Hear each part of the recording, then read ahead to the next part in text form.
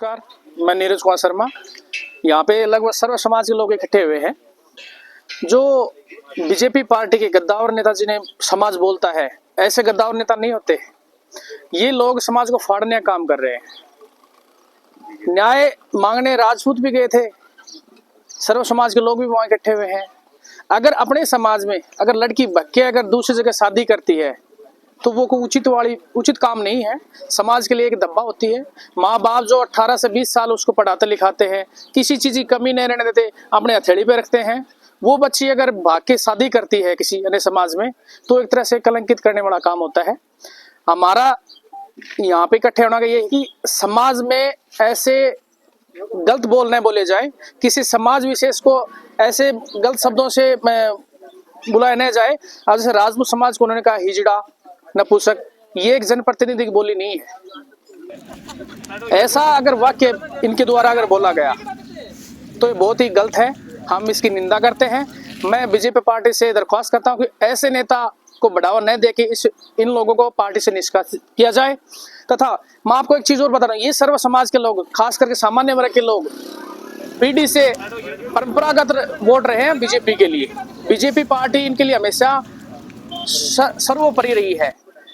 पिछले दिनों सांसद के टिकट के ऊपर शुभकरण चौधरी जी को इन्होंने उतारा, टिकट दी।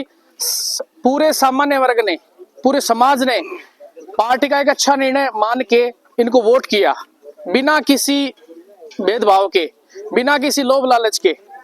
ठीक है, फिर भी अगर वो व्यक्ति समाज के अंदर अगर ऐसी अशोभनीय बातों का अगर वो यहाँ पे ऐसी बातें अगर करता है, संबोधित करता है किसी समाज विशेष को, तो ये बहुत निंदनीय काम है।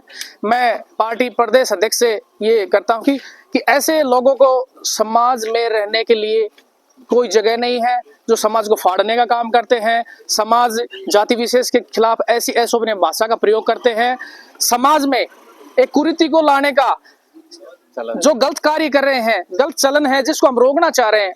एक तरह से मुसलमानों के अंदर इसको लव जिहाद बोला गया है। ऐसे लव जिहाद को जो बीजेपी पार्टी हमेशा उसका समर्थन कभी नहीं किया और न करना चाहती, उसको रोकना चाहती है। ऐसी कुरीति को वो जन्म दे रहे हैं। तो मैं पार्टी से और सर्व समाज से कहता हूं कि जो भी ऐसे जो विचारधारा रखते हैं, ऐसे लोगों को आगे न लाया जाए। और मैं ये कहता हूं कि ये समाज हिंदू समाज है, आपसी प्रेम भाव इनका बना, ये इनका आपस में दूर न हो, इनका प्रेम भाव ऐसे बना रहे, न्याय संगत बात हो, पूरा समाज एक हो। ठीक है, और मैं आपसे अगर कोई मेरे से गलत शब्द अगर यूज हुआ है तो मैं माफी चाहता हूँ। धन्यवाद।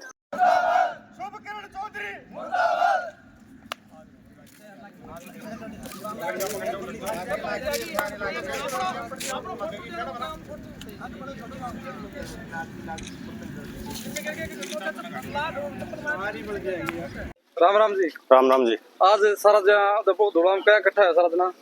तो ये जो शुभकरण चौधरी के लिए इकट्ठे हुए हैं, किस मुद्दे के कारण? उसने एक भड़काऊ बयान दिया था किसी जाति विशेष के लिए।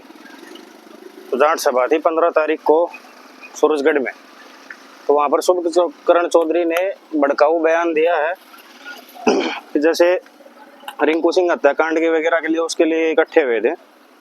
उस टाइम पे उन्होंने हिजड़ा और नपुंसक ऐसे किसी राजपूत समाज को संबोधित किया है। तो उसके लिए राजपूत समाज जितना भी है वो उनसे मुर्दाबाद किनारे लगा रहा है। और दूसरा, उन्होंने एक वो लड़की है जो हमारे समाज को कलंकित करके भाग करके गई है, उस लड़की को लिए ये बोल रहा है उसने कि उसने प्रेम विवाह किया है। तो हमारे समाज में प्रेम विवाह कोई वो नहीं होता है, उसके माँ बाप होते हैं, वो सब मिल करके उसके लिए रिश्ता तय करते हैं और बीच में यज्ञ होता है, उस यज्ञ के दौरान उसके फेरे लिए जाते हैं। तो प्रेम विवाह हमारे समाज में नहीं होता है, तो उसके कारण इसके मुर्दाबाद के नारे लगाए गए हैं। ये एक जिहाद जैसे बड़ी बीमारी को बढ़ावा दे रहे हैं, प्रेम विवाह। जैसे कि हमारा समाज राजपूत समाज है, ये सामान्य वर्ग जितना भी है ये हमेशा बीजेपी पार्टी से जुड़ा हुआ रहता है। और अब हमारे समाज के जो खुद स्वयं ये जनप्रतिनिधि खुद प्रतिनिधि हैं बीजेपी के, हमारे इधर से इन्होंने चुनाव भी लड़ा था, उसमें भी इन्होंने कम से कम भी 5.5 लाख के आसपास वोट दे करके हमारे समाज में सभी ने इनको वोट भी दिया था। और आज ये हमारे प्रति इतना खिलाफ बोल रहे हैं और अपने ही समाज को बढ़ावा दे रहे हैं किसी आंदोलन के लिए। ये किसी नेता का काम नहीं होता है, भड़काऊ भाषण देना। तो उसके कारण ये सब कुछ किया गया कि बीजेपी से हमारी यही, भाजपा पर सारी यही मांग है कि इसको निष्कासित किया जाए। इस तरह के नेता कभी किसी का भला नहीं कर सकते, ये सिर्फ समाज को फाड़ने का काम करते हैं।